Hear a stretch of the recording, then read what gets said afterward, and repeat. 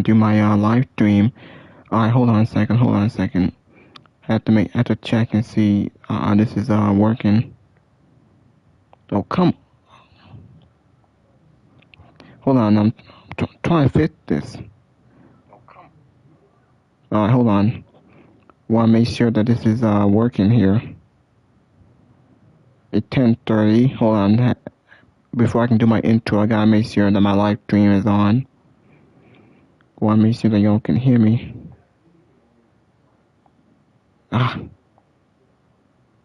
Is it? I can't even tell if this is on or not. Oh wait, it said that it's on. Is it? Is this really on? Alright. Anyway, welcome back, ladies and gentlemen. Welcome back to my YouTube channel. Welcome back to my podcast. Welcome back to my live stream. This is Jacob Cast 2024. We're going to do my WWE WrestlePalooza pay-per-view review. And then we're going to do AEW All Out review. AEW was on earlier in the afternoon. WrestlePalooza just went off the air. We are going to talk about both pay-per-views. I just want to say hit that like button, leave a comment, please subscribe to my channel. Enjoy this video. Thank you for watching. Thank you for all the support. Now we are going to go through the pay-per-view.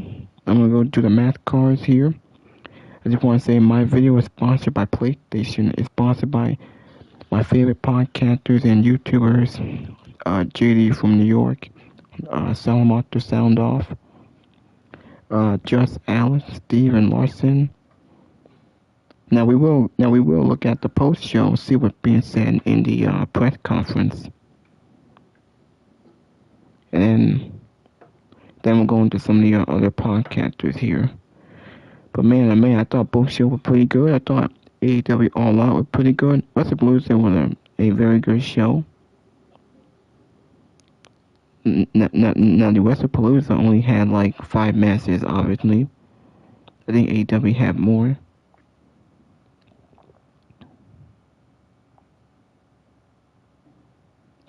Alright.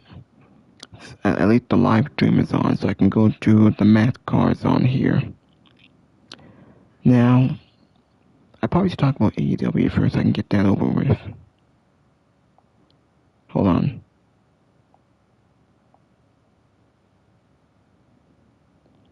Alright, so we got the post-media scrum for AEW in Toronto.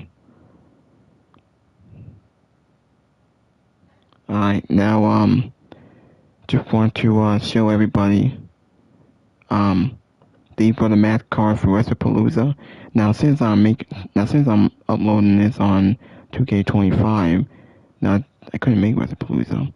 The game doesn't have block the game don't have block letters, so I had to use Sheamus. There's the tag team match with Braun Breaker, the Vision with Braun Breaker and Bronson Reed versus the Usos. That was a very good match. LA Knight was the referee of that match. I think the best match was Io Sky and Stephanie Valkyrie. They do have Stephanie Valkyrie, but I had to unlock her, I think, on DLC. But I can't unlock her. So I had to use Rhea. So, but that was match of the night. Stephanie Valkyrie and Io Sky put on a banger. They put on a 5-star classic. That was a great match and a shocking outcome that no one expected. I didn't expect it. We had the mid-tag team match. Now, this game doesn't have AJ Lee, so I had to use Alexa Bliss. I thought there was a great mid-tag team match with AJ and Punk against Becky Lynch and Seth Rollins. And the main event with Drew McIntyre and Cody Rhodes, a very good main event. I don't think that anything happened in that main event, but it was very good. Now, they just announced the Crown Jewels. What could happen at Crown Jewels in Perth, Australia? They just announced the champ versus champion, whoever wins the Crown Jewel championship. So I think we are going to get Seth Rollins and Cody Rhodes, and we're going to get Becky Lynch and Tiffany Stratton, champ versus champion, to see who wins the Crown Jewel championship. Yeah, so CM Punk is not going to face Rollins. Cody Rhodes, he's not going to face McIntyre again. Maybe they could build to Randy Orton. We just don't know. But Cody's gonna feud with Seth Rollins. Yeah. So, might we'll get into this. Obviously, Brock Lesnar won. And we know that Division, they won this match. Rhea Ripley won that. CM Punk and AJ Lee won that match. Obviously, Cody Rhodes retained the title. No Rock. Nothing happened. I don't think we saw Randy Orton. Drew McIntyre might have hurt his knee in that match. Alright, let me show you some of the podcast if they're still on.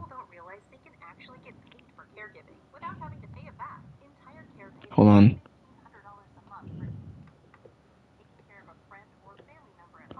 Alright, hold on.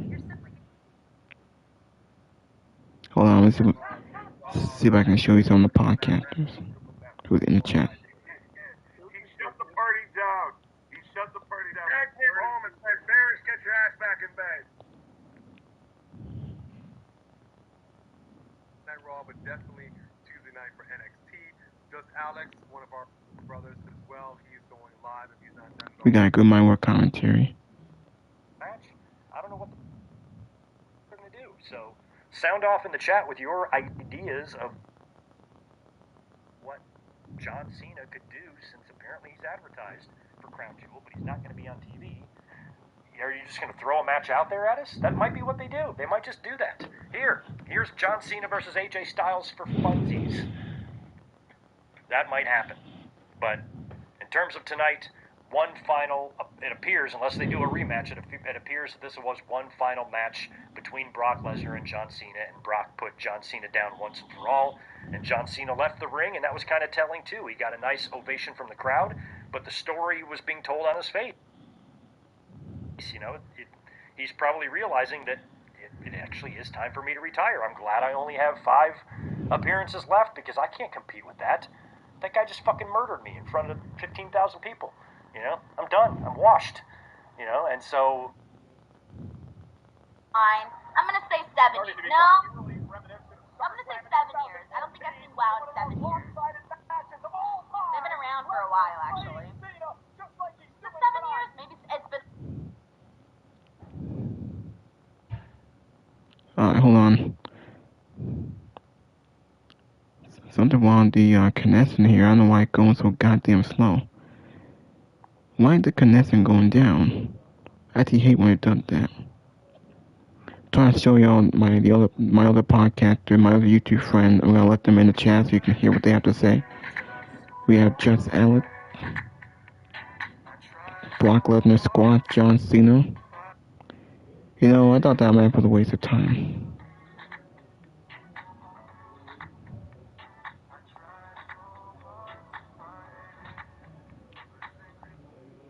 Might have been the worst match of the night.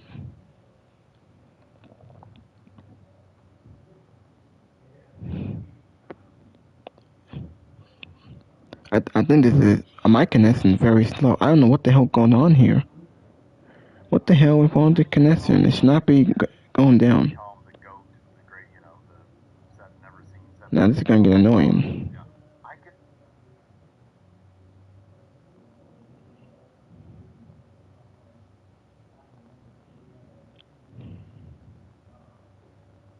Your CEO ready to... Hold on. Have to wait for this. I gotta let someone else in the super chat. Let's see what he had to say. This is no DQ. The table in an awkward manner, and then AJ's back in the ring with Becky. Becky goes for the manhandle. Come on now. But AJ counters it and gets the submission win, which is the right finish. But yeah, besides... There's Argo. John Cena's opponent on Brock Lesnar. Brother, have you not been watching John Cena's retirement tour? Every fucking match that he's had has been some sort of homage to his past. Like, I don't know. Him going up against Brock Lesnar, what'd you guys expect? Brock Lesnar. Alright, now, after AEW All Out, that was in Toronto earlier today. We know that Heyman and Fitz had a classic. Beth Phoenix made her debut to AEW. Did she turn on Ed or did he help him? No, I think he helped him. Alright, more details on why Andrade was released. Was it Rock helped McIntyre? Now, the other thing that we saw on the show, we did see The Undertaker made an appearance. The Undertaker announces Stephanie McMahon for the 2026 Hall of Fame. Yeah, so Stephanie's going to be in the Hall of Fame next year. So during WrestleMania 42 in Las Vegas, she's going to be there. That can be a big deal. That should be a great Hall of Fame. I can't wait to see that. She also be mad at her husband. Hook pairing is probably going to be a very fun one. Alright, we got Sean Rossap from Fightful Pro Wrestling. He's in the super chat right now. Let's see what he has to say. That's what I'm expecting. We got Joe Cronin. He's They're saying I have to pay $30 fucking if I want to watch their live. They are a jammer somewhere. That, but I just got weird vibes about it. Take a look around him. Alright, let's go into the post-show of the press conference. Is this almost over? What is with the damn connection, man? Jeez. 10 out of 10.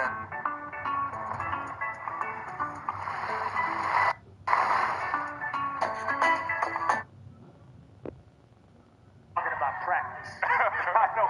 There's CM Punk and AJ. Not what happens in the ring.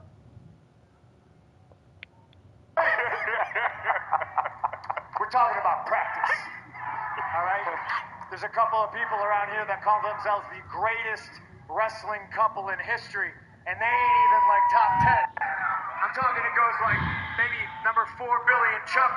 We got Dirty Dick Slater and Dark Journey. Number 3 with a bullet. Number 2, Adrian Street and Miss Linda. And then, of course, CM Punk and his beautiful wife, AJ Lee. AJ, how good did that feel?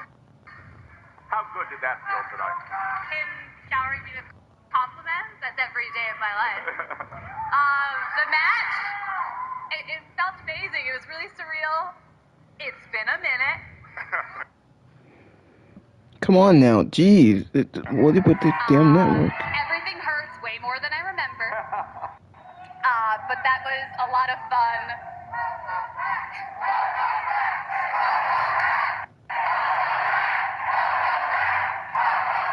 That's what Wait, what? Behind attack bomb breaker. Wait, hold on a second. Is that what happened?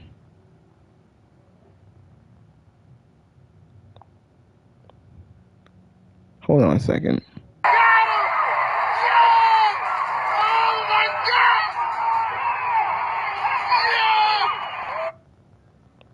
Wait, oh, that was on Raw. Well, cool, that didn't happen, really.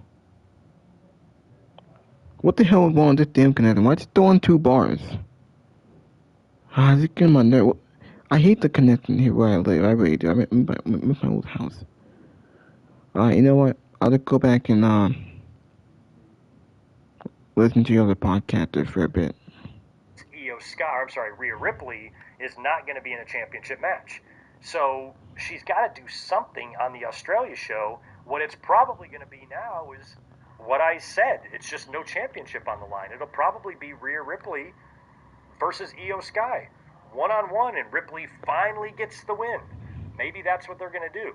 Just no title on the line. Or, maybe it's Ripley and Io Sky versus the Kabukis. It could be that. It actually could be that. So maybe they don't do Rhea and Io in Perth. They might just do a tag where they beat Asuka and Kairi. And then you just wait to do the Ripley victory over Io Sky. Eventually, you're going to have to do it.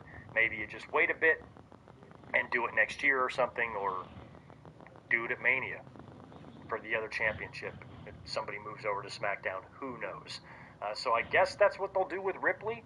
Wouldn't you agree that it would probably have to be one or the other in Australia? Because the Australian crowd, I assume they all love Rhea Ripley, right? They deserve to see her. They deserve to see her there in some sort of a big match, some sort of a big moment. So I think it either has to be Ripley versus Io Sky one-on-one, or Ripley and Io team up to face the Kabukis. And maybe, Io's over, though. It's like, maybe you turn Io heel. If you do Ripley and Io versus the Kabukis, maybe Io turns at Crown Jewel and joins the Kabukis. I don't know. Maybe not. But it's got to be one of those two matches. I like the idea of Liv Morgan coming back and maybe even... If you're an illegal alien, this runway is your future, because you're headed home. I'm Christine. That this was truly a surprise for Stephanie. Of course, she's a great actress. You never know, whatever, right? But I do think that was legit and that she didn't know, because she got emotional. Shit, even I started getting a little emotional watching her get emotional, because I thought, you know what? I feel like she's, I've always been a fan of Stephanie McMahon since I was a little girl. I always enjoyed Stephanie on my TV screen. She was one of those characters that I like when she was Daddy's little princess, and she was annoyed and she'd slap people and she was spoiled and bratty and all of that. I liked that. You guys know I like the Mean Girls, right? I'm a fan.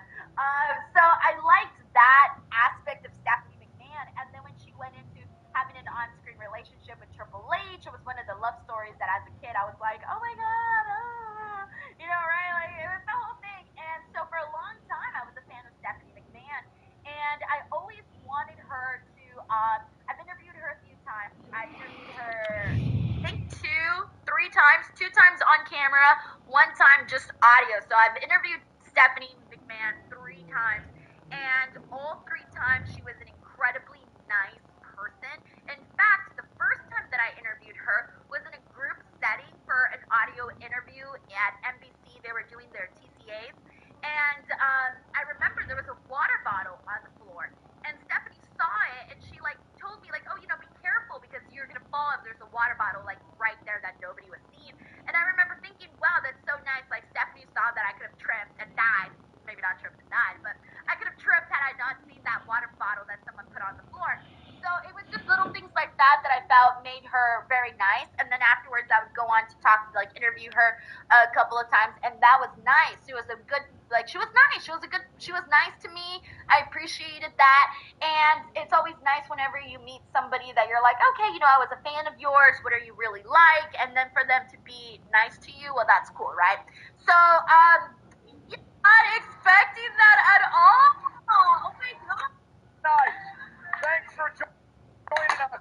And I did a whole video of people that I definitely... Alright, let's go on to Solomon after Selma.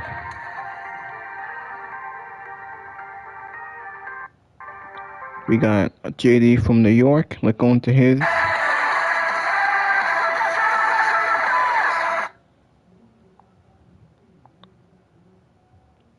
Brock Lesnar story, John Cena at ESPN. Why the era begins. It's not on Peacock. It's on ESPN now.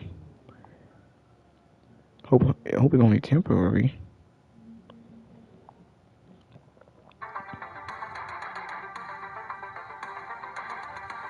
More than last time ever.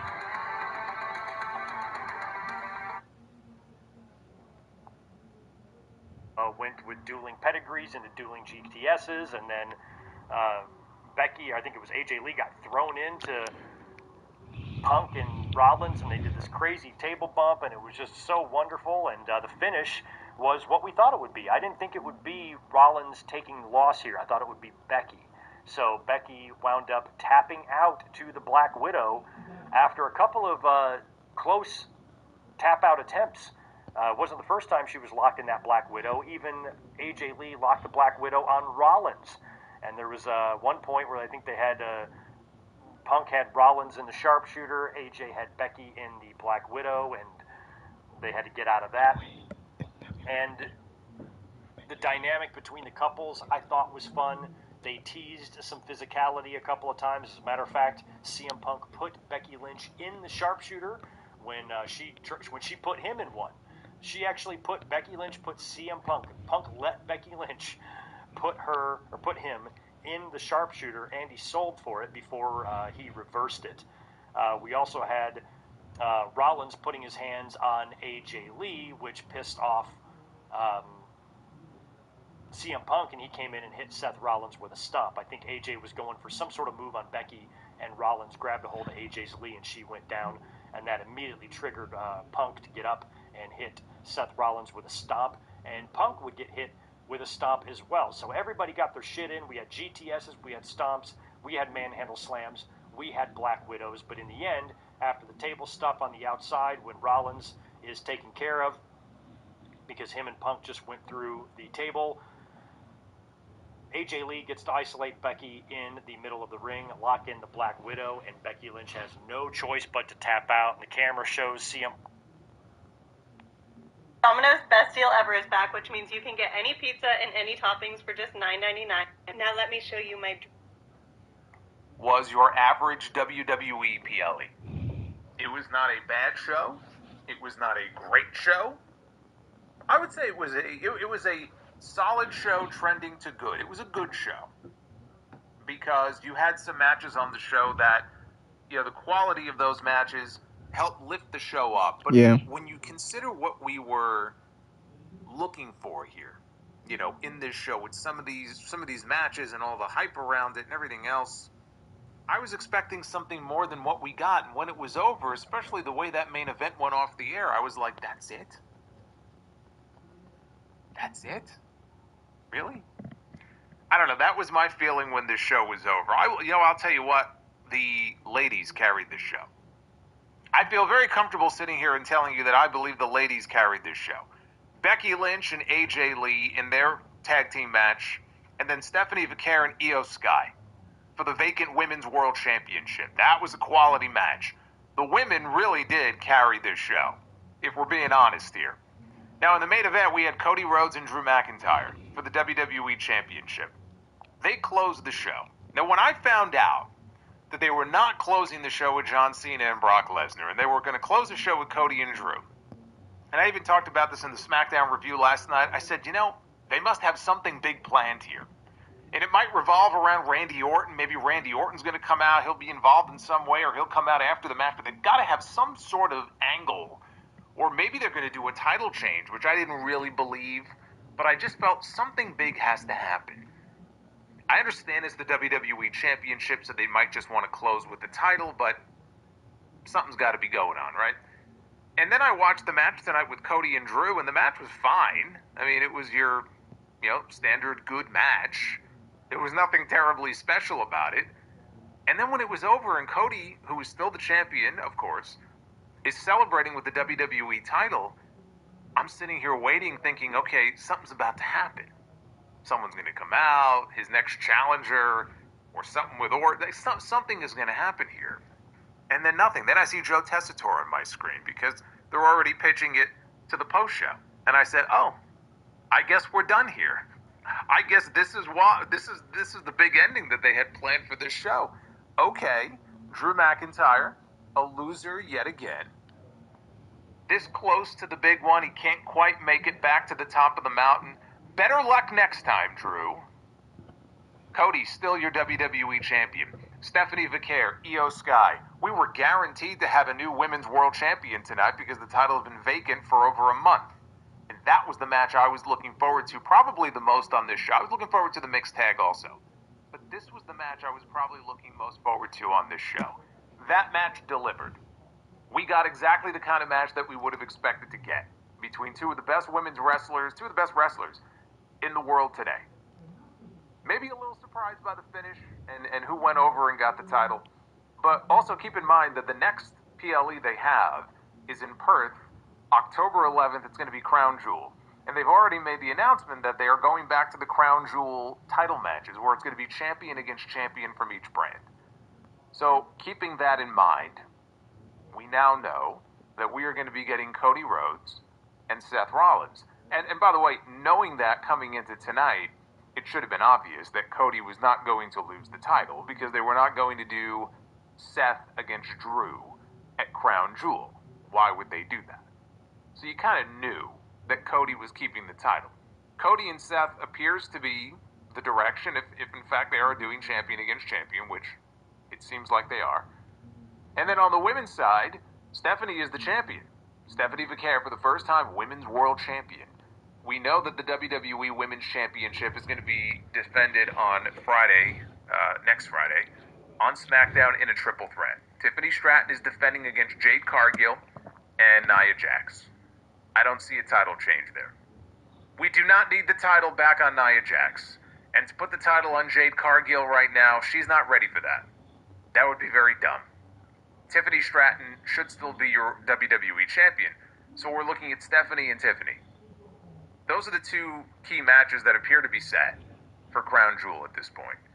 I don't know why they insist on doing this champion versus champion nonsense. I think it's dumb, but some people enjoy that. But the other big attraction on the show that a lot of people were looking forward to was the mixed tag team match.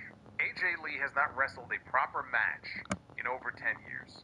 The last time we saw her in the WWE ring was on Raw, the night after WrestleMania 31. That was a long time ago.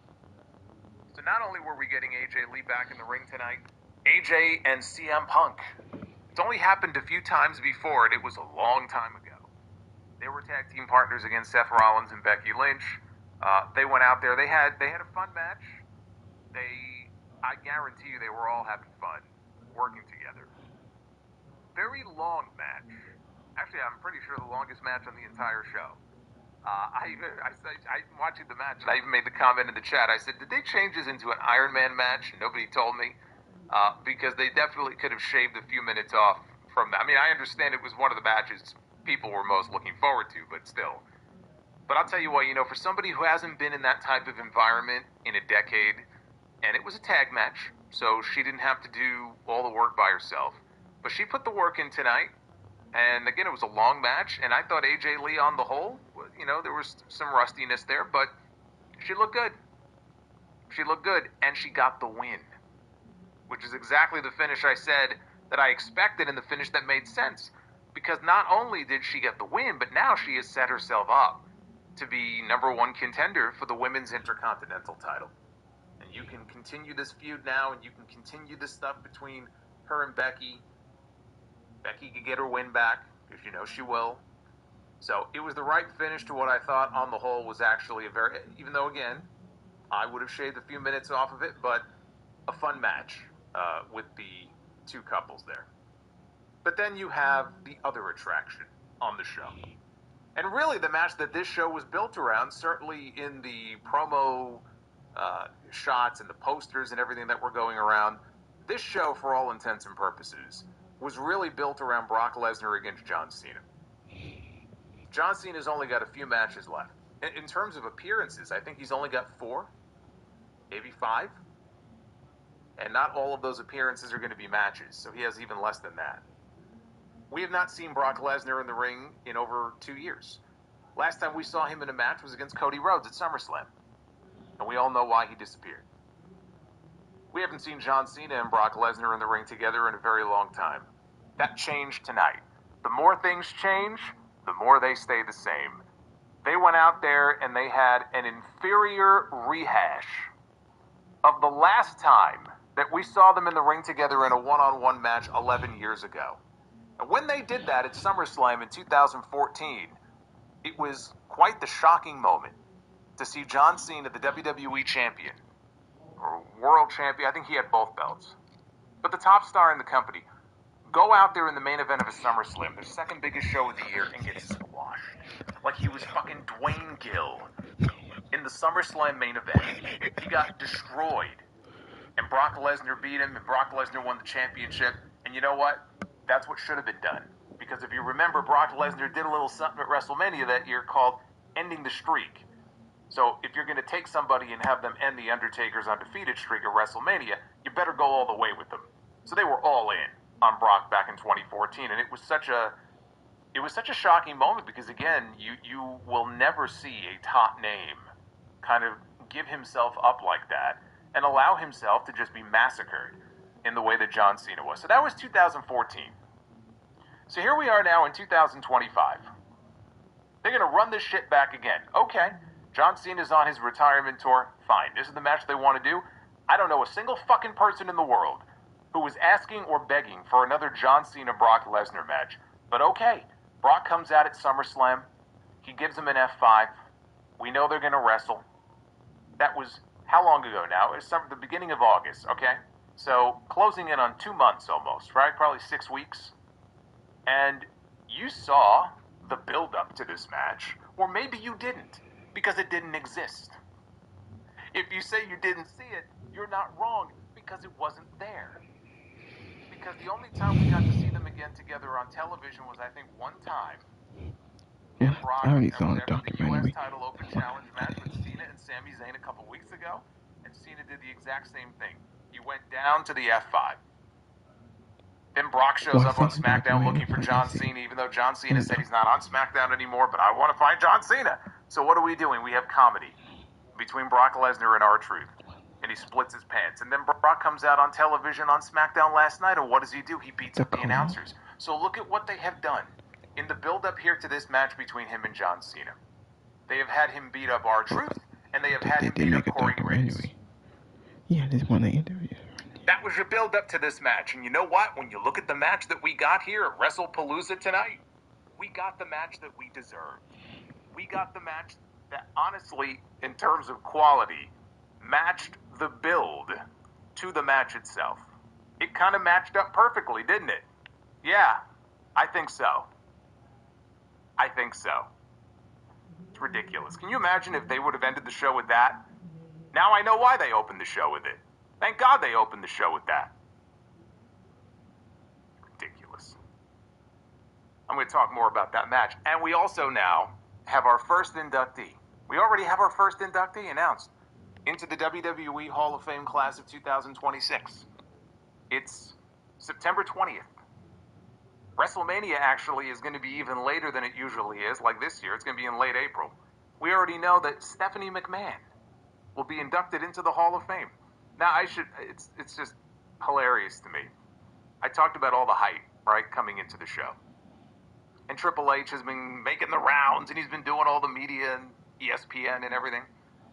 And one of the things that Triple H talked about that you're going to see tonight on WrestlePalooza, right? Especially all those new fans that are going to be tuned in. Spectacle and surprises. You're going to see spectacle and surprises. The spectacle, I guess, was all the pyro that we got tonight. You know what the only real surprise was on this show? The surprise of the night was Triple H putting his wife in the Hall of Fame. Who knew that that was the one surprise that he was referring to when he talked about all these wonderful surprises that people could expect when they tune into WrestlePalooza? I guess in that regard, he didn't lie. So, and I'm not even saying she doesn't deserve consideration for the Hall of Fame, because she was actually a pretty key figure during the Attitude Era, and even into the Ruthless Aggression Era, and she's, I mean, the Authority stuff. She's definitely been an important character on TV. We can get into the merits of her in the Hall of Fame and all that, but it tickled me when I thought back to what Triple H said about surprises, and I said, did we really get any on this show? Oh, I guess it was his wife. I guess that was the only one. Oh my goodness. Let's get into this, shall we? This is your WrestlePalooza review 2025. I assume we're going to get more of these in the future. Mark Shapiro just the other day said that they want to make WrestlePalooza a new main show. They want WrestlePalooza to be on the same level as Rumble, WrestleMania, and SummerSlam. He wants it to be one of the big four shows. Good luck with that. But that's what we're here to talk about, is WrestlePalooza. Hit that like button, hit that subscribe button. Super chats are open. Let me unpause them here. I'll do that periodically.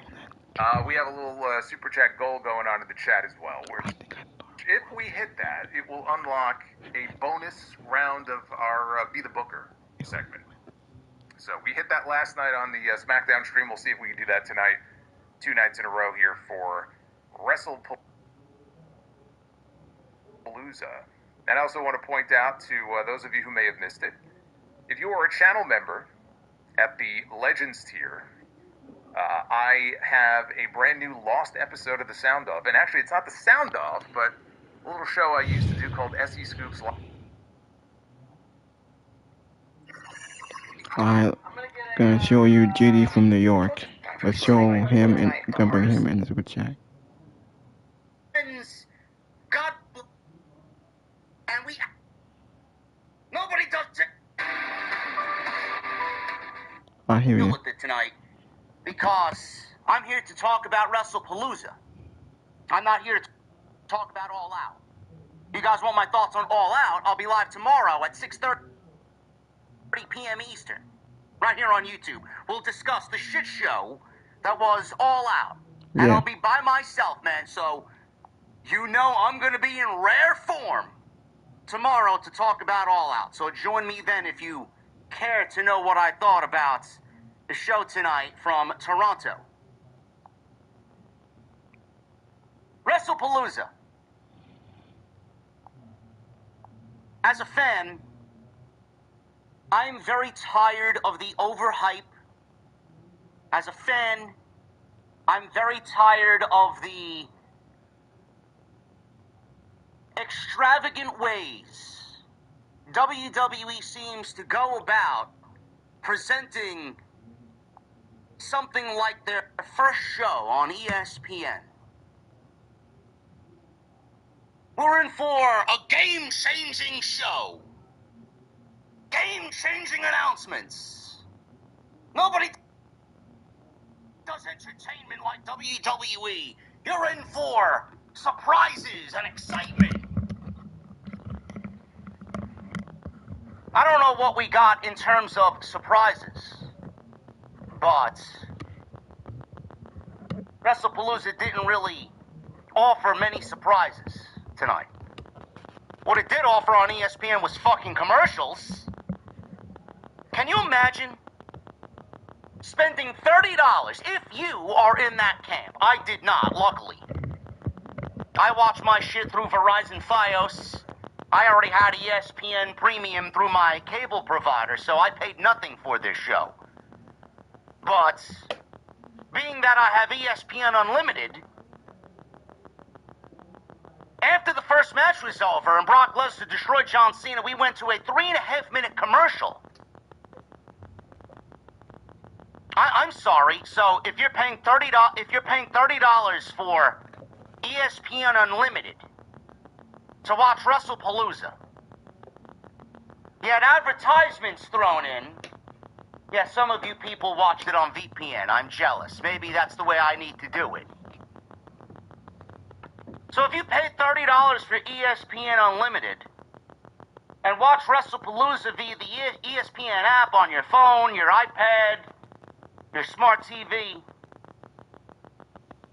we got a 3.5-minute commercial after every match, only to then come back to see another 3 commercials before we actually get back to the show. Now imagine paying $30 for that when most of us were paying $11.99 for Peacock. And we actually got less commercial via the PLEs for $9.99, $11.99, whatever it was, to come on over to ESPN Unlimited, $30 a pop for some of you who actually paid it, to sit through commercials only to then come back and get commercials. And here's the kicker, folks. You're still getting the same 5-match PLE format. WWE isn't even giving you any more for more subscription that you have to put forward to get ESPN Unlimited. So you're actually getting less and you're paying more because they're adding double the commercials. Imagine that. You're getting less to watch this new era on ESPN. They gotta be fucking kidding me. Never in my wildest dreams did I think I'd watch a premium live event, which is their pay-per-view, by the way, and I get fucking commercials. How much more greedy can the already greedy suits and ties get? I don't know. Some of you are watching via unlocked Fire Sticks. Some of you are watching via VPNs. God bless you. God bless you. I'm giving you an ESPN Unlimited first viewer experience. Commercials on a PLE. Never in my wildest imaginations would I think we get commercials on a fucking pay-per-view.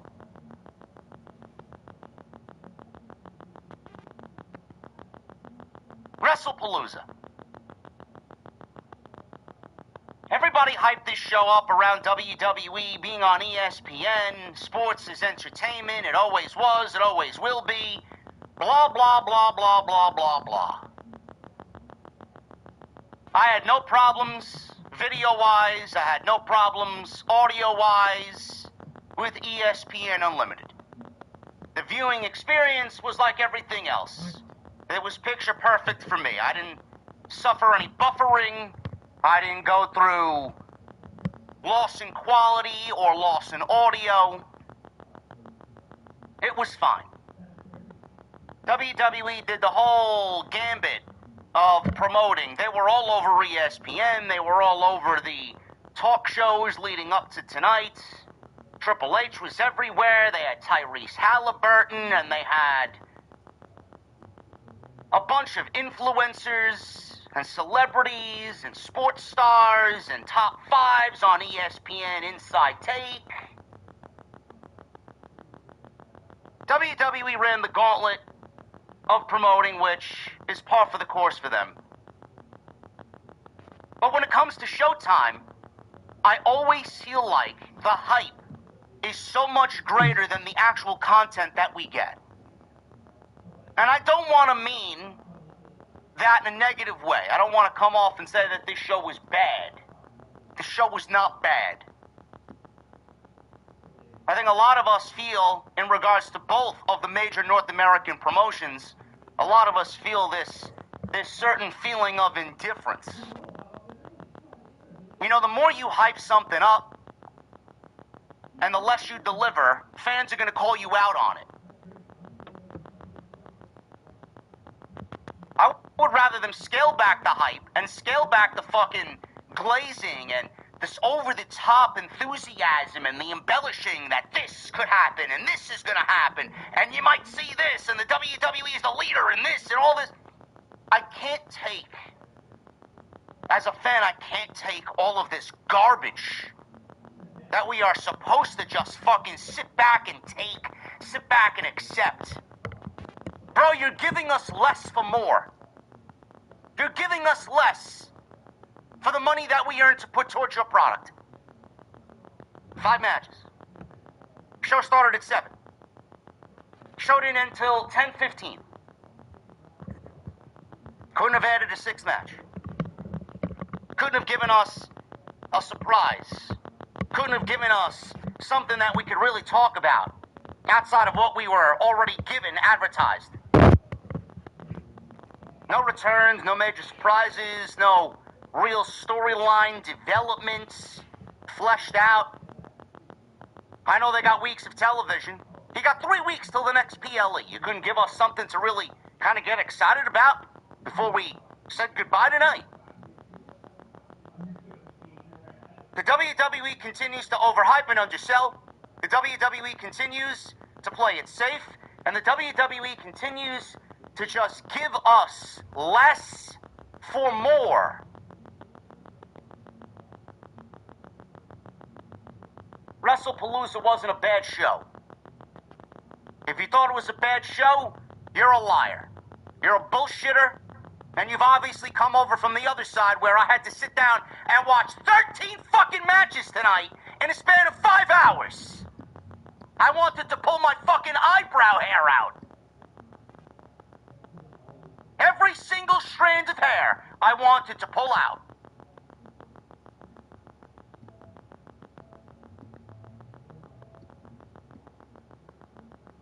It's WWE business as usual. Okay, craziest touchdown ever. Tennessee Titans. Music City Miracle. I called it. Was that what? Yeah, I told everybody he was about to score. You didn't tell nobody nothing. That's a... Maybe. Outside that, there was no redeeming quality of this show. Zero.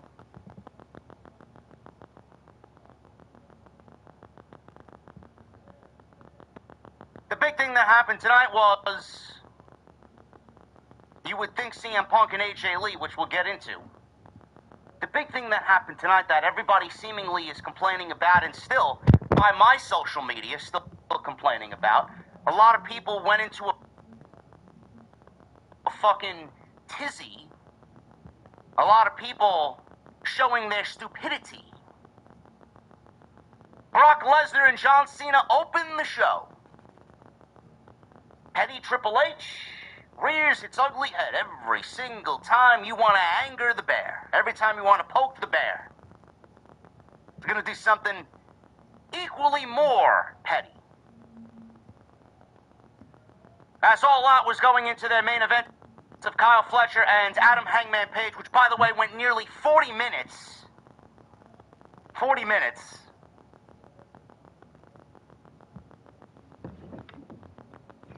Brock Lesnar and John Cena opened the show and went 9 minutes. Brock Lesnar and John Cena went 9 minutes to open the show. And everybody was complaining about the match and said outcome of this match. Brock Lesnar destroyed John Cena in the open of WrestlePalooza. Physically unbelievable does Brock Lesnar look. He has somehow found a fountain of youth, and he looks more impressive now than he did in his past 2 runs. It's got to be the longer facial hair and the man bun that he's wearing. Just gives him this more mountain man, I'm gonna fucking kill a bear with my bare hands look. He looks physically impressive. I don't mind that he's back. John Cena has put on some great matches back to back to back in his last 3 matches. One with Cody Rhodes at SummerSlam, night 2. Logan Paul, Clash in Paris. Sami Zayn a couple weeks back in Chicago for the United States Championship, which Sami Zayn is paying it forward to everybody with the Sami Zayn Open Challenge. Brock Lesnar destroyed John Cena, where in 2014 he took him to Suplex City. Suplex City was born in 2014. In 2025, Brock Lesnar decided to basically redo Suplex City and basically go F5 all the way. So instead of 16 or so German suplexes, we got a nice handful, at least half that, nice handful of F5s that left John Cena bruised, battered, and bloodied. Brock Lesnar won. Brock Lesnar leaves. Brock Lesnar was back home in Saskatchewan by the time Cody Rhodes and Drew McIntyre came out for the main event. Are any of you surprised? Are any of you surprised? The amount of garbage I saw on social media in regards to this match made my fucking eyes melt. Legitimately. I became dumber for reading some of the fucking garbage, the stupidity, the idiocy that I saw on social media while I'm tweeting my opinion about tonight's show. The garbage I had to fucking sift through in regards to the ending of this match. Oh, it sucked. Oh, this shit sucked. Oh, I'm disappointed. I don't believe they gave John Cena away with one of his final matches with something like this. Did you expect a Cody Rhodes and John Cena match at SummerSlam with John Cena and Brock Lesnar? Did you expect them to go 30 minutes? Please tell me what the fuck you actually expected from Brock Lesnar and John Cena tonight. These are people that were waiting to complain, knowing exactly what a Brock Lesnar match usually is. Couple of things that I noticed. One, you weren't around in 2014, which means you're a fucking youngster. Shut the fuck up. Learn the history and learn what happened years ago before you start talking about bullshit online. Number one.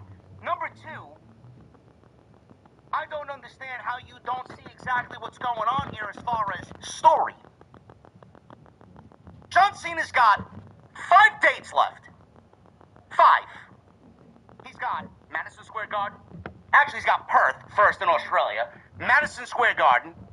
Boston, which are 2 Monday Night Raw appearances. Survivor Series, and then his last match on December 13th in Washington, D.C., which is Saturday night's main event. 5.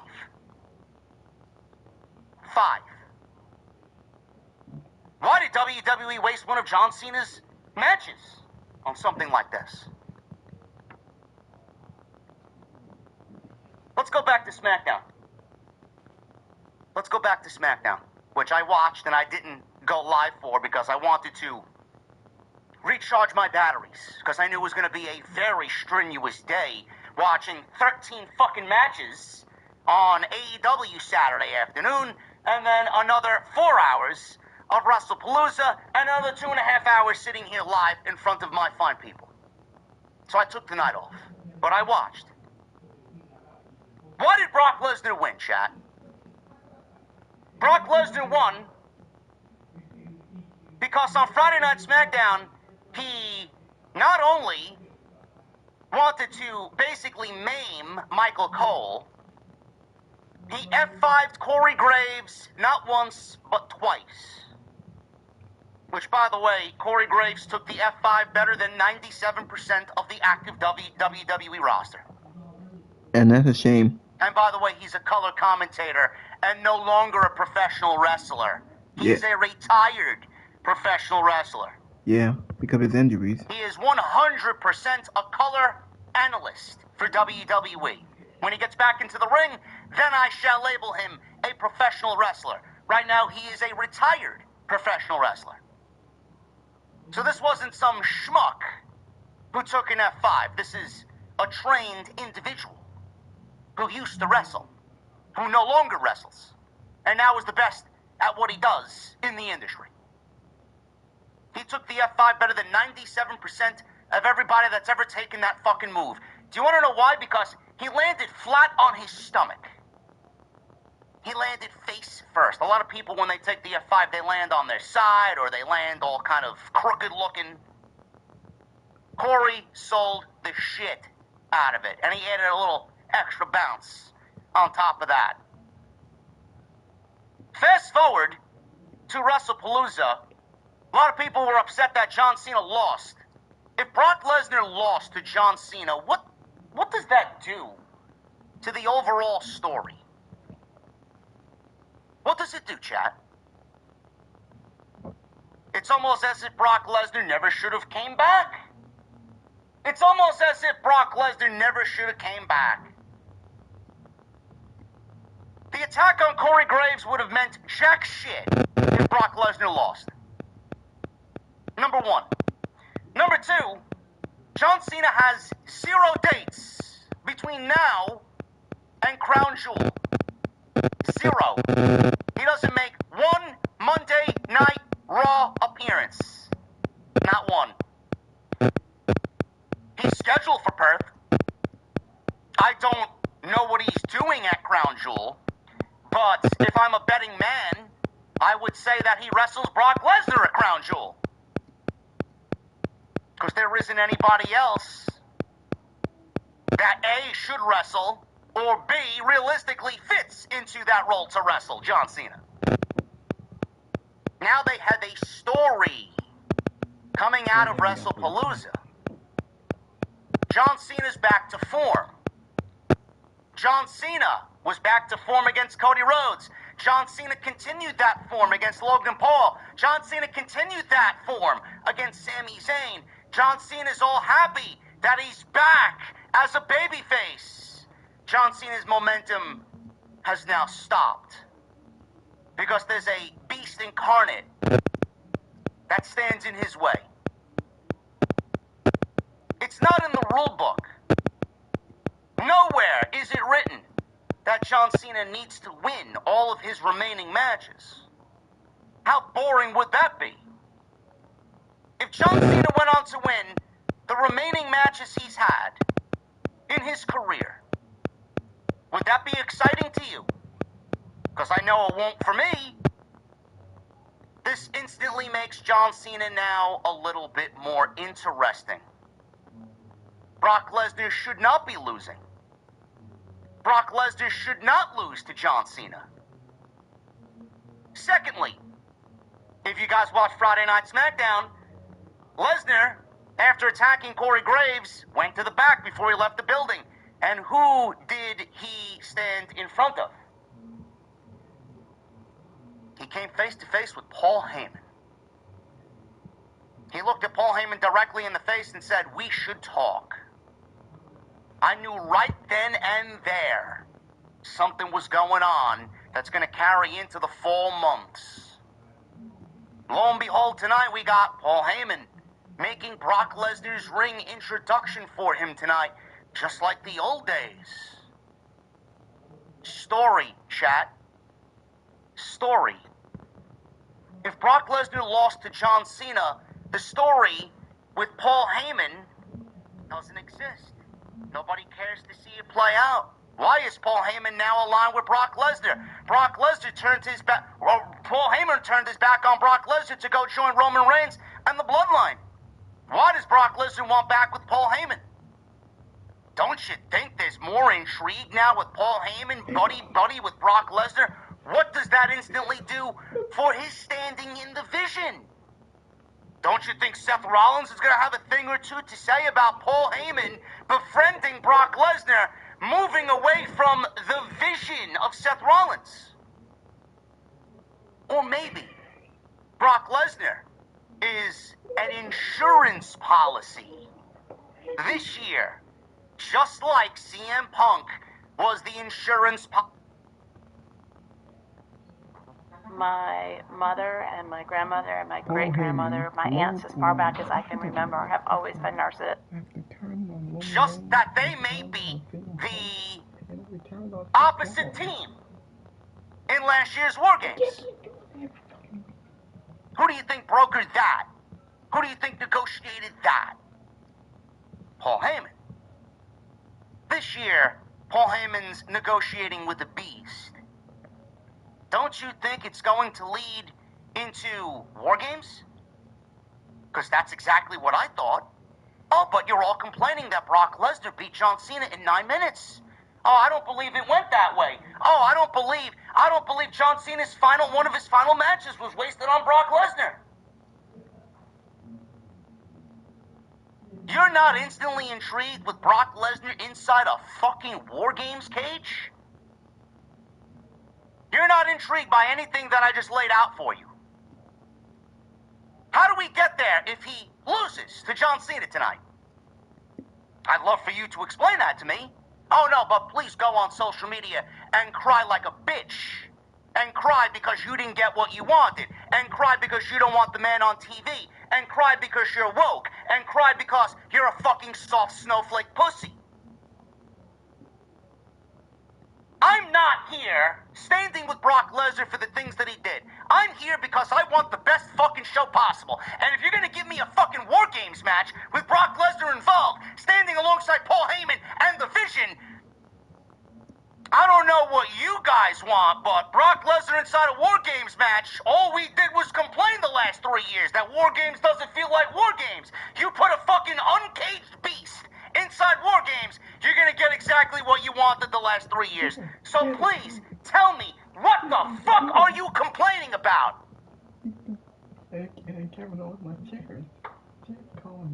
Have you thought of what the War Games match could realistically look like? Have you? How does that happen if Brock Lesnar loses to John Cena and he goes on to beat everybody else on his retirement run? Seth Rollins, Braun Breaker, Bronson Reed, Brock Lesnar, and Drew McIntyre. Because this thing with Cody ain't over. And by the way, speaking of Cody, He's wrestling Seth Rollins at Crown Jewel in 3 weeks, which is going to revitalize that story. And you know they have a history. And you know that Rollins has not beaten Cody Rhodes in 4 straight matches. The last time that Rollins and Cody wrestled, he lost inside a Hell in a Cell to a one-armed Cody Rhodes as he tore the peck off his bone. You don't think that's going to play into what's happening here? Look at that team. Look at that team. Let me reiterate that to you again.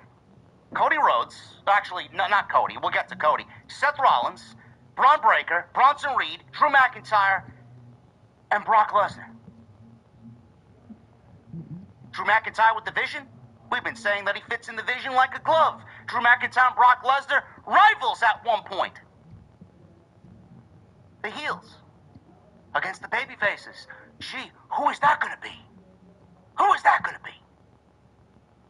Cody Rhodes, CM Punk, John Cena, Roman Reigns, and possibly LA Knight. Or maybe Randy Orton. We don't really know. We don't really know. What I'm trying to tell you is every single part of this is leading into a War Games situation. Everybody that you have seen feud with the Vision. Now you're going to get Brock Lesnar involved. Now you're going to get Drew McIntyre involved. Cody Rhodes, John Cena, CM Punk, Roman Reigns, and possibly Randy Orton or LA Knight involved in that. You're talking about aligning the Avengers to take down the Vision and their fucking now huge insurance policy in Brock Lesnar. Cody's got history with Brock that we never got resolution to. Roman's got history with Rollins and Brock and Drew. Cody's gonna have history with Brock, Rollins, and Drew. Punk's got history with Brock, Rollins, and Drew. Cena's gonna have history with Brock, Rollins, and we get Cena and Drew McIntyre in the ring together. Randy Orton's got history with Brock, Rollins, and Drew McIntyre. And LA Knight, if he's in this, we don't know if that's going to be the case or not. Bro, I don't believe how dumb. I don't believe how dumb some of the people in the community are, man. You all, and I've been guilty of it too. You tweet with your emotions first without actually using the fucking brain. I did not have a problem with Brock Lesnar beating John Cena the way that he did tonight. Cena's going to get his win back. Cena is going to be in a War Games match to close out his career. Who he wrestles in his final match, I have no fucking idea. It could be Lesnar, it could be McIntyre, it could be Gunther, it could be Roman. I don't know who the fuck it's going to be. We'll have to wait and see. But Lesnar beating Cena tonight was the absolute only way that you could even get to what I'm describing to you. Because if Cena won and Cena beat Lesnar tonight, how exactly is that going to play out? There'd be no story to tell because he would have conquered the beast. Cena getting back to being a babyface and having these tremendous matches, some of the best matches that he's had in over a decade.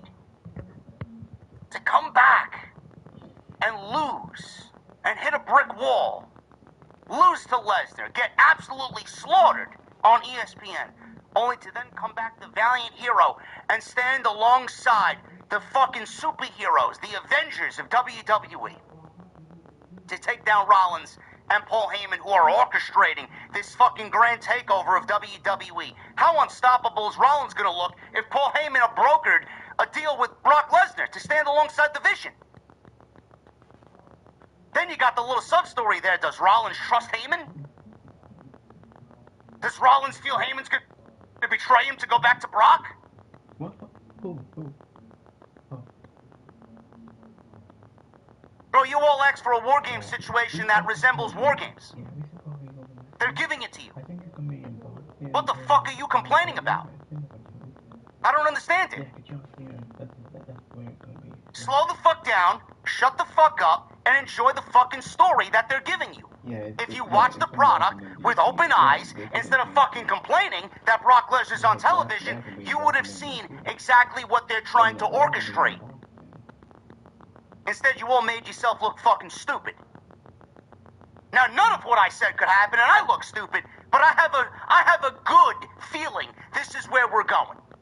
Because Lesnar's not back on TV just for this match. Lesnar's back on TV because this is the ESPN era, and WWE is gonna fucking make the final PLEs for this year, going into next year, legitimately mean something. And Survivor Series is a big fucking show. They already got 30,000 tickets out the fucking door, and they haven't even announced one fucking match yet. Wait till that War Games match is announced. You ain't gonna fucking be able to get a ticket into that venue.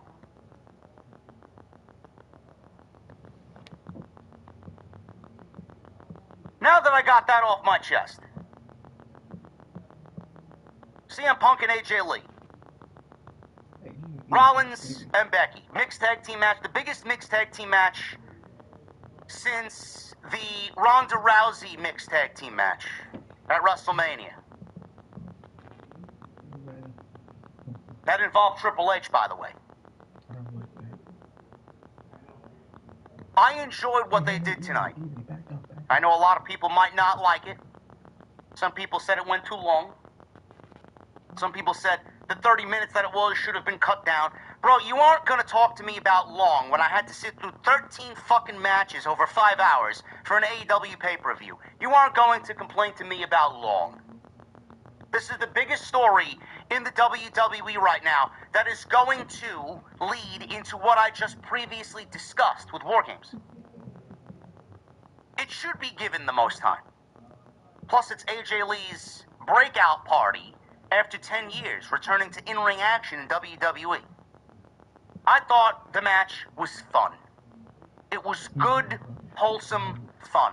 Was it perfect? No, it was not. We'll explain why it wasn't perfect as we get into the discussion tonight. It wasn't perfect. But it was very good, and AJ, they pushed her to her limits.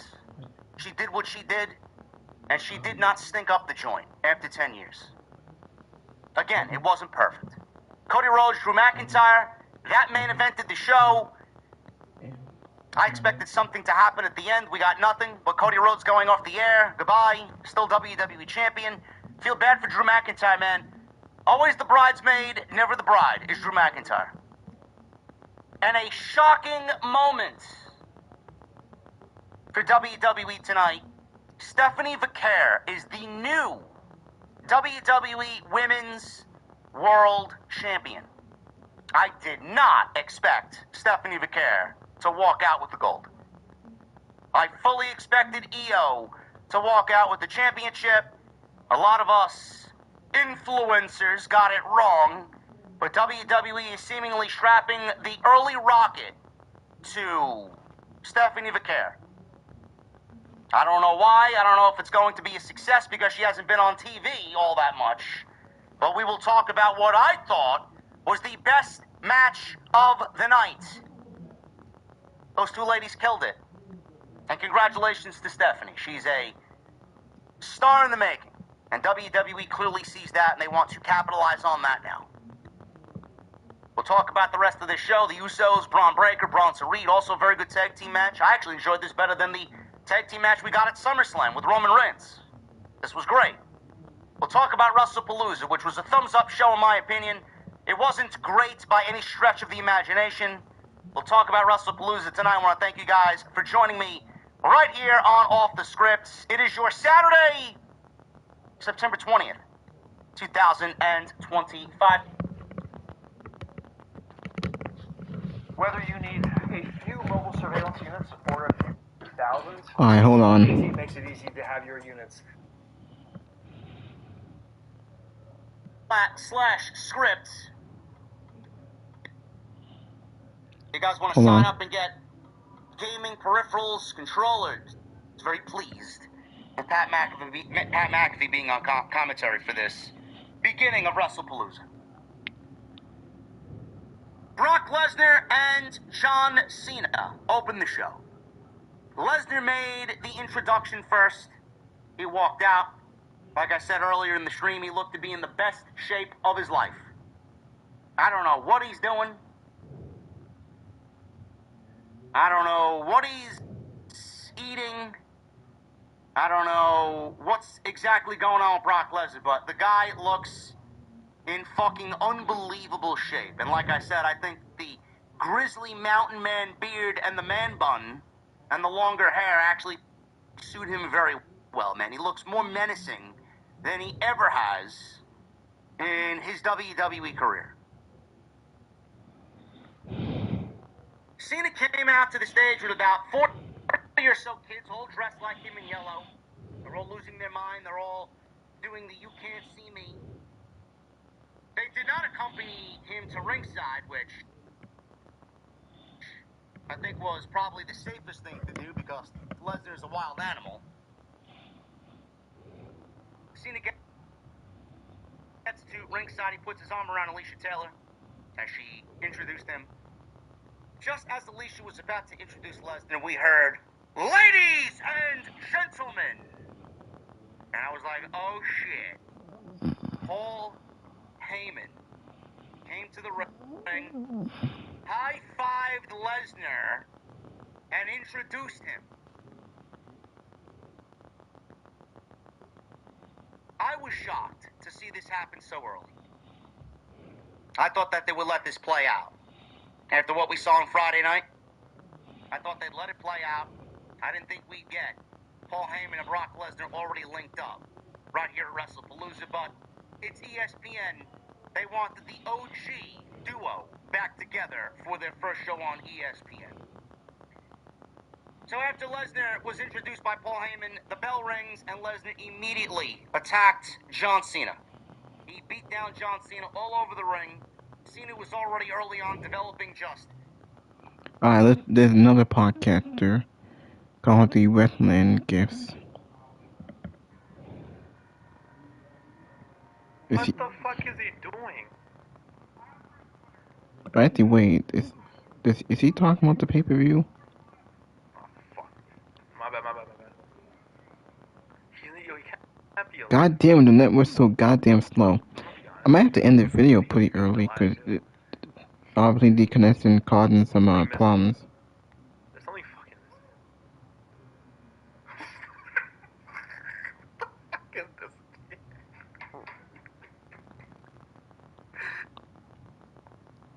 You know what, I probably should go back to the other one. Very sorry about that, this goddamn connection. I don't know what the hell going on here. Wait, did I even need to watch that one?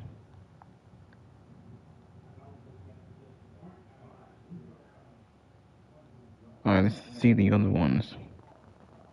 It's Friday night. You ready? Ready to update? You have to update? What's that, an hour?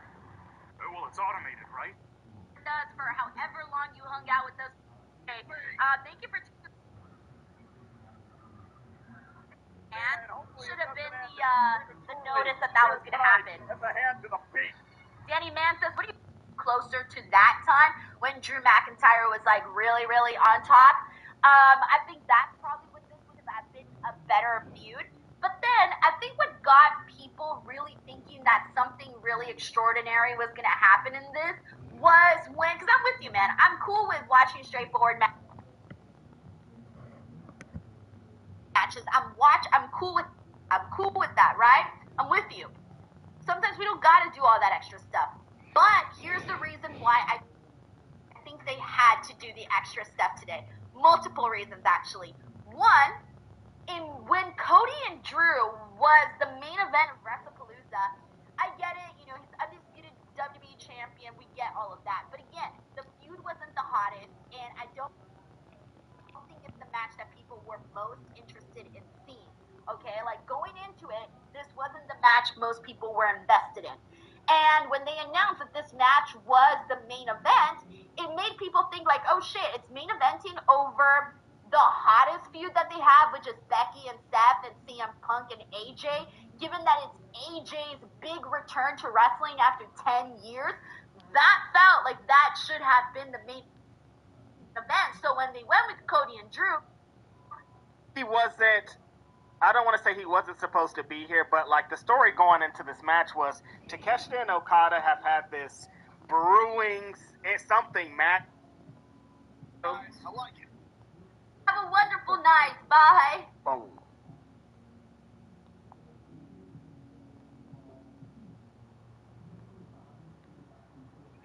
We got good mic work commentary. In terms of Stephanie, looking at Stephanie's time anymore and is the older member of the group or the least physically prior to this. So all this did was just add to that resume. She is the female wrestler of the year in 2025. Certainly for me. So she's fantastic. And so is Stephanie. And I cannot fault them for putting the title on Stephanie. I would not have. I think it's premature. I would have taken some more time because she was absent from television for so long, practically the entire month of August. Yeah, she was. Even into September. And part of it was that Naomi got pregnant, and that kind of upended the plans that they had and whatever else was going on. It was like she was gone, and now, oh yeah, that's right, she's owed a title match, and then boom, she's the champion. So I would have waited a little bit, but Stephanie is so good, and she's popular, and I can't fault them. And it was a great moment seeing her out there celebrating with the championship, so I can't hate on that. Now, the other thing to also point out here is that Asuka is in this story with Io, where she has been very upset whenever somebody gets friendly with Io, whether it's Rhea or Nikki.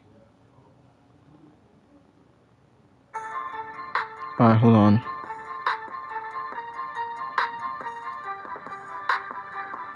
Hold on. God damn it. These damn commercials. Do I get back into this? Everything that they needed to do was accomplished.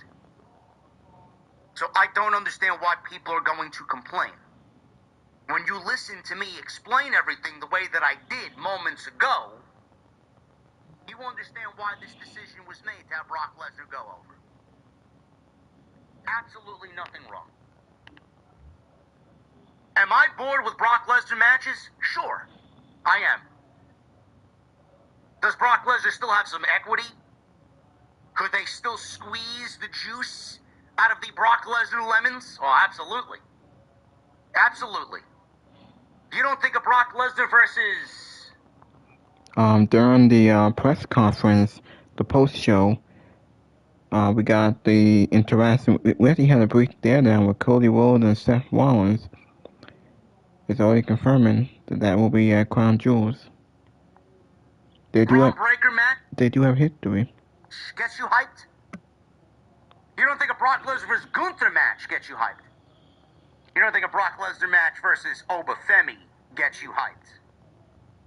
You don't think WWE has these matches in the back of their mind already? Lesnar still has a lot of equity in the company. Brock Lesnar does one thing better than anybody in the business, and that is make a believer out of everybody. There is nobody like Brock Lesnar. Nobody. That doesn't mean that he's not boring. It's the same old shit every fucking time the bell rings. But he's a fucking beast. He brings a sense of legitimacy that nobody else in this sport has come close to since he's gone away for 2 years. Nobody. If you don't appreciate that, that's your fucking problem. But you're gonna have people who are social justice on social media claiming that Lesnar doesn't belong on TV. He shouldn't be on TV for reasons. I don't want to see him. People don't want to see him. WWE certainly wants to see him. These people will quickly change their tune when Brock Lesnar and Gunther's announced for WrestleMania next year. Or when Obafemi's about to join the main roster and they want to get Obafemi to the next level. Obafemi versus Brock Lesnar. Sure, people are going to be jizzing their pants over Brock Lesnar and Obafemi. This was the right outcome. for the reasons that I mentioned. None of it works if Lesnar loses. John Cena's going to get his. John Cena is notoriously someone who cannot slay the beast. And when John Cena does, he's going to have his final opponent staring him down. Who that's going to be, I don't know. I would like it to be Gunther. I would. And I would actually have John Cena lose his final match. Can't wait to see people complain that he's laying on his back in his final fucking match. Like he hasn't lost before. Yeah. He's won more than he's lost. Yeah. God forbid he puts over somebody that WWE has high hopes in. Hope it, Gunther. A legit monster. Yeah. Everything that was done here needed to be done. Lesnar's now aligned with Heyman. Heyman's aligned with Rollins. What's the tension there? What's the story there? What's the story that's going to come out of that? Is Rollins going to be jealous? Is Rollins going to question now why he aligned himself with Paul Heyman? Does he see the writing on the wall already? Does he feel like Paul Heyman's going to turn on him like he did Roman? Like he did Brock? Like he did Punk? Is Rollins just going to be another name on a list of names that Heyman fucked over to go back to the Beast? There's a story there. Heyman's already lining up war games. Heyman's already got his insurance policy. Heyman's ensuring that the vision and their vision stays in WWE. With Rollins, Breakker, Reed, Lesnar, and McIntyre leading that team against John Cena, Cody Rhodes, CM Punk, Roman Reigns, and Randy Orton in a War Games 5-on-5, where everybody in that match has massive history with one another. You mean to tell me that you don't see what's happening with Lesnar winning tonight and everything else falling into place? So why are you complaining?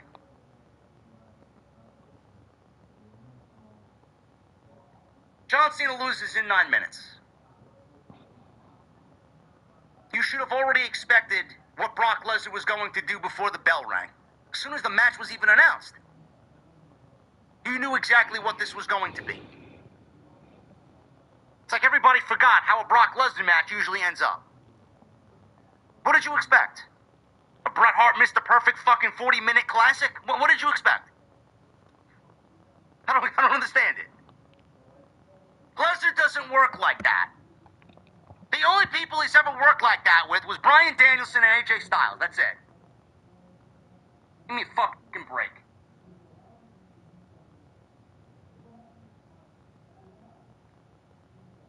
They showed an earlier tonight backstage scene. Adam Pearce breaking up a fight between the Usos and the Bronze, Braun Breaker and Bronson Reed. And he announced that LA Knight, would be the special guest. Alright, hold on. See what I can talk about AEW. All Out. They put John Cena. The main event, him and Payne and Kyle Fester, like I said, was a 5-star classic. Went close to 4 hours. No, 40 minutes, I mean. That was the AEW World title. An unhinged Darby Allin set John Moxley on fire in his coffin match. Jack Perry returned to reunite with Losa. He had that match. The Brady Little versus Young Buck. They put Ricochet? No, that can't be. Is that Ricochet? It's hard to tell.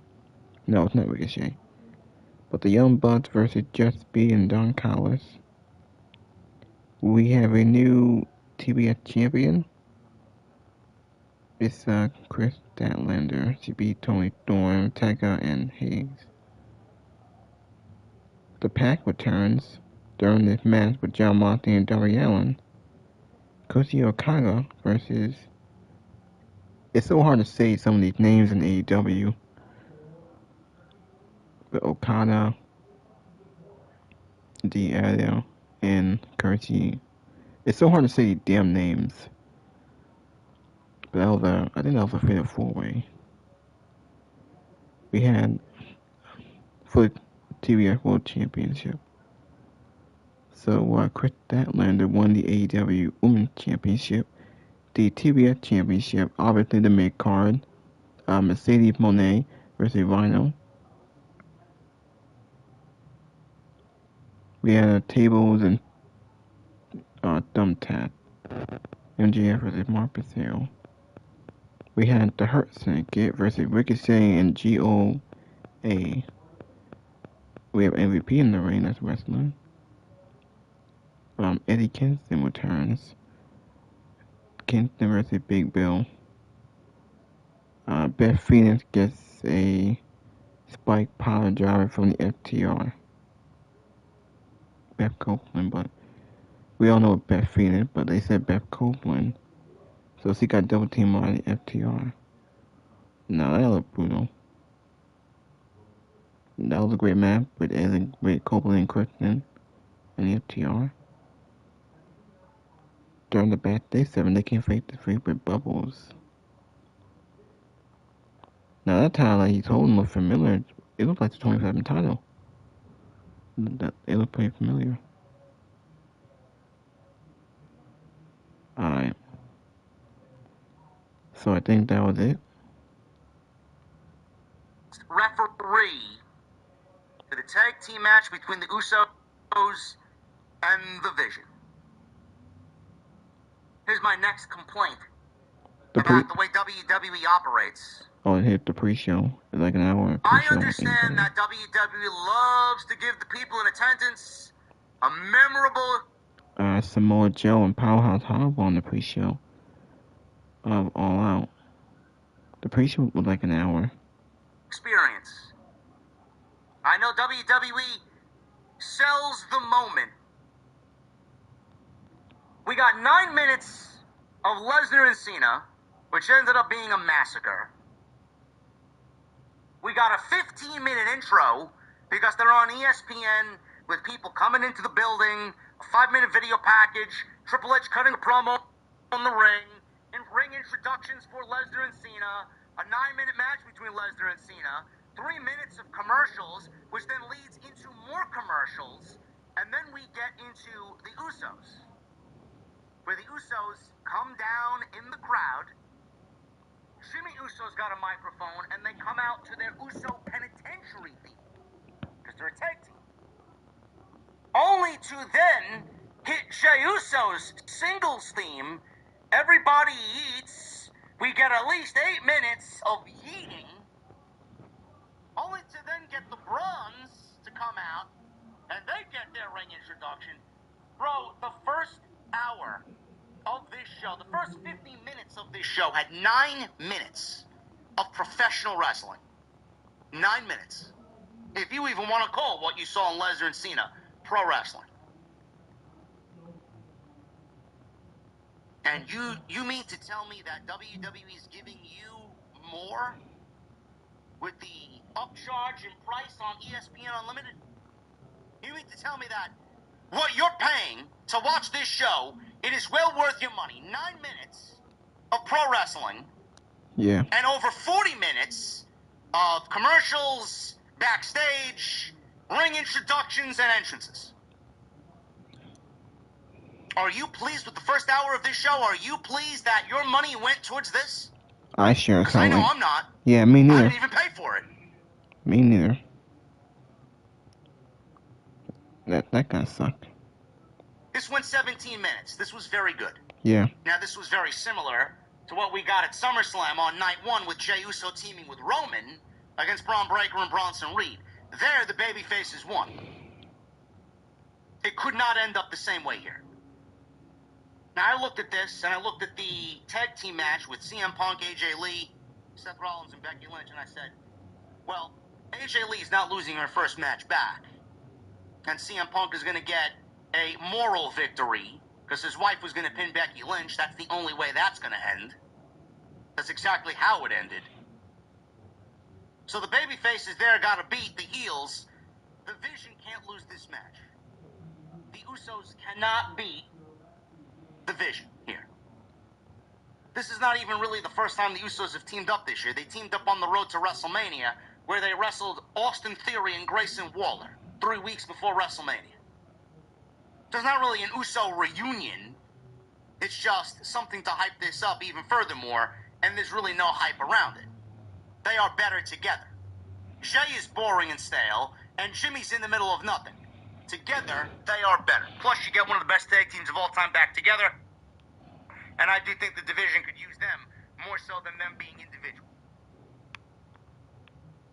This was a good match. I enjoyed this. LA Knight was the referee. This was basically no rules, no disqualification. He let them go out there and do whatever the fuck they gotta do. Yeah, that was interesting. Top for an Uso splat, but Breaker would not go down. Kicked out at 2. Well, I might as well stop the video. I think I made it long enough. I don't want to make it too long. I just want to say thank you for watching. Thank you for all the support. Hit that like button. Leave a comment. Please subscribe to my channel. Let me know in the comment section below.